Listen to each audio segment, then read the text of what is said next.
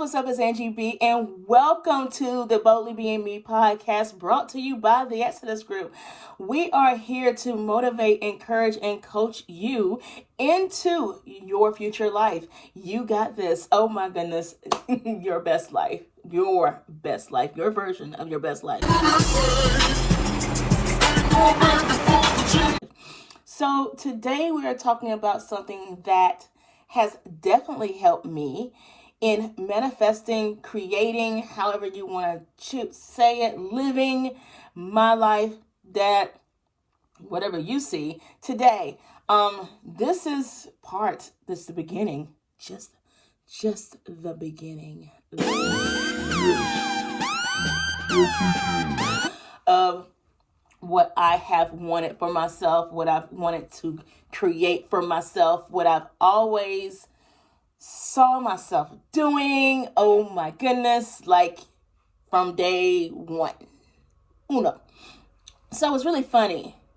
Doing this past transition into this past year when I had to take off, it really struck me that, and I had to take value in that visualization. Visualization.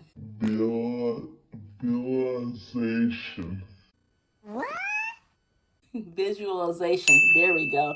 Visualization does work. And for a long time, I discounted it. I didn't see it. I didn't want to see it. I thought it was woo-woo. I thought it was something that was, a whatever. I just thought it was woo-woo and against God, okay? But didn't God give us imaginations?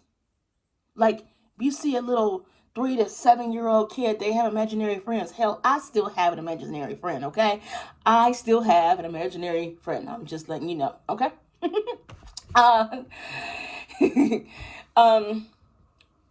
She's probably somewhere around here. Well, I have to. Anyway, we'll get to that in a second.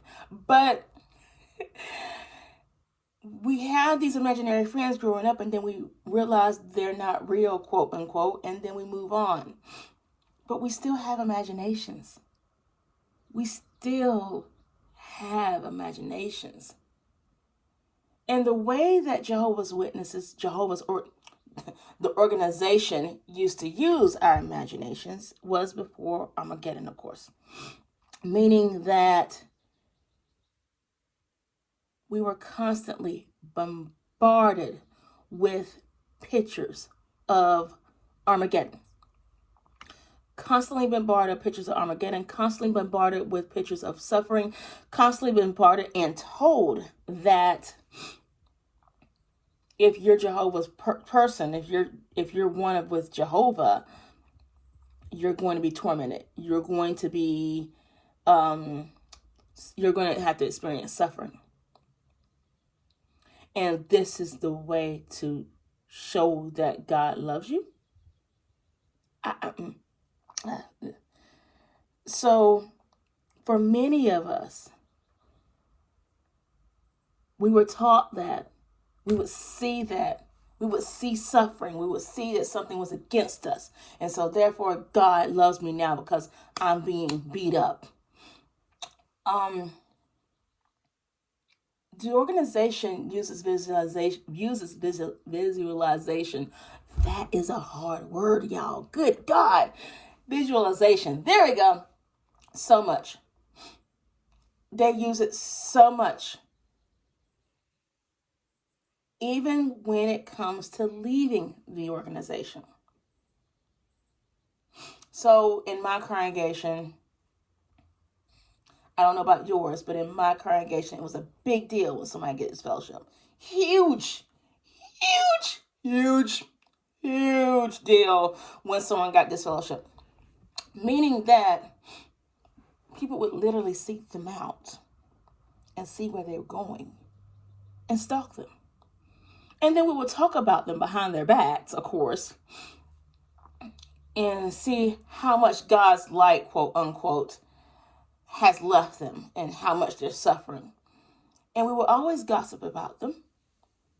she's out there doing this, and she out there hoeing, and she out there, she's a slut now, and she's got 15 children, and whatever the mindset was, she got 15 diseases, and God isn't loving no more. She's on her way back. She's on her way back. Yeah, she's on her way back. Whatever that mindset was, we would definitely just go back and forth about how much God didn't love them. Now, being outside of the organization myself and being the one talked about, oh my goodness, like literally at the funeral at my father's recent passing, oh my goodness, it was just mind blowing to see how people just stood there, literally deer in the headlights, looking at me. Wouldn't say anything at all.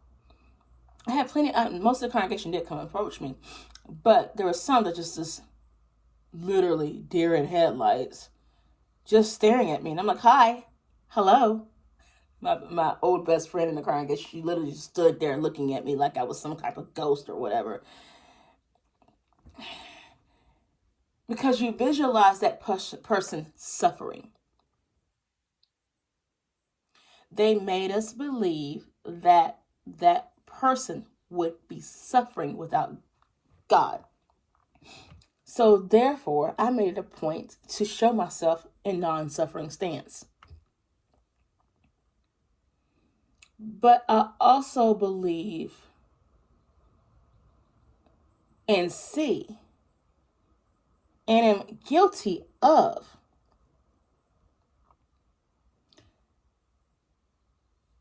using the organization's visualization on suffering on myself. What do I mean by that? We all know, if you're in an organization, they literally tell you once you leave, you're going to be, no one's going to like you, you're not going to be accepted, all the stuff.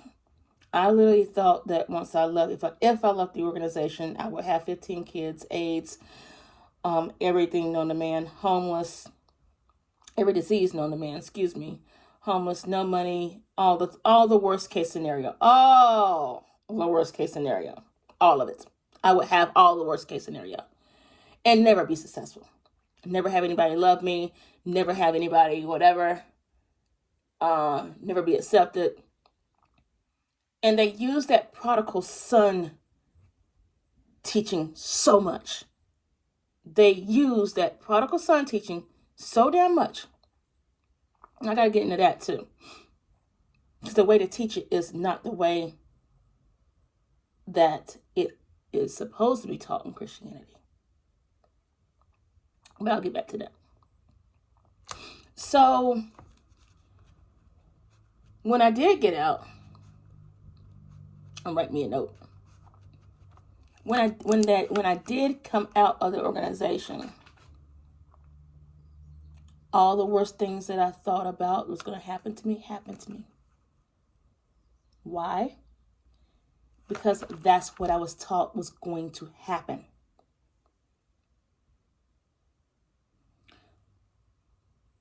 I was taught that I wasn't going to be loved. I was taught that I was going to have 15 kids. I don't have any kids, by the way. I was taught that I was be homeless. I technically was never homeless. Looking back on it, I was never homeless. But because my mindset was worst case scenario, all these worst case scenarios happened. But none of the worst case scenarios that I thought would happen, that they told me would happen, actually happened. None of them. None of the worst case scenarios that they told me would happen. And honestly, looking back on it, I was really pretty protected. Some things happened to wake me up. Some things happened for me.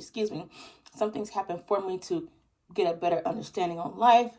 But a lot of things happened because I just didn't know how this world operated, because I had no knowledge of it. I had no knowledge of credit. I had no knowledge of how to treat people lovingly. I had no knowledge of anything. So a lot of those things had to happen for me to get an understanding of, wait, hold up. This is different. This is not the same. this is not the same. And I don't have to keep treating people the same way they are treating me, quote unquote, or how I thought they were treating me. I had to let go of a lot of things. A lot of things that I was taught from childhood were right. So I want you to sit back, write out all the things you believe that would happen to you when you came out of the organization. Sit back, write out everything that you believe you thought would happen to you when you came out of the organization, and then contrast that with what has actually happened. I don't have 15 kids. I'm not on government assistance. Not there's nothing wrong with that actually, but anyway. I don't have AIDS. I don't have any STDs. I'm actually really healthy. And now there are pills for that too. Like,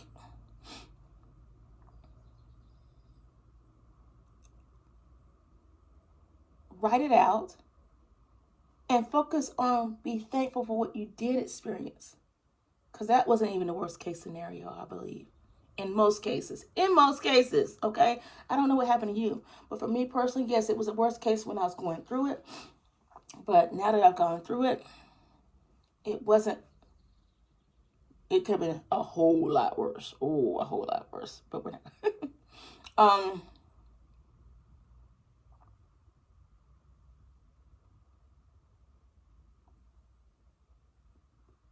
Let go. I had to let go of the visualization and the constant torment and the constant fear and the constant I'm never whatever that they gave me in order to be successful. I had to be present. I had to be present in this moment. I had to be present in this moment and go, wait, that isn't happening. That's in my head. Visualization works both ways. It can go from, this is what I think worst case scenario is happening, so therefore the worst case scenario is happening.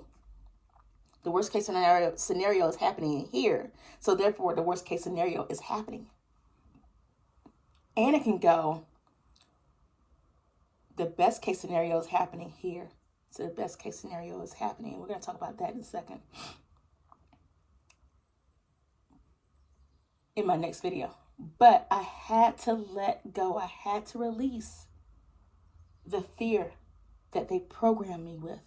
I had to release the fear, the torture that no one's going to love me, no one's going to accept me, I'm going to be homeless. Whatever the worst case scenario is in your head, I had to let go of the fear. And yes, I did get kicked out of my apartments 7 times. I was. But I was never homeless. I always had a place to go.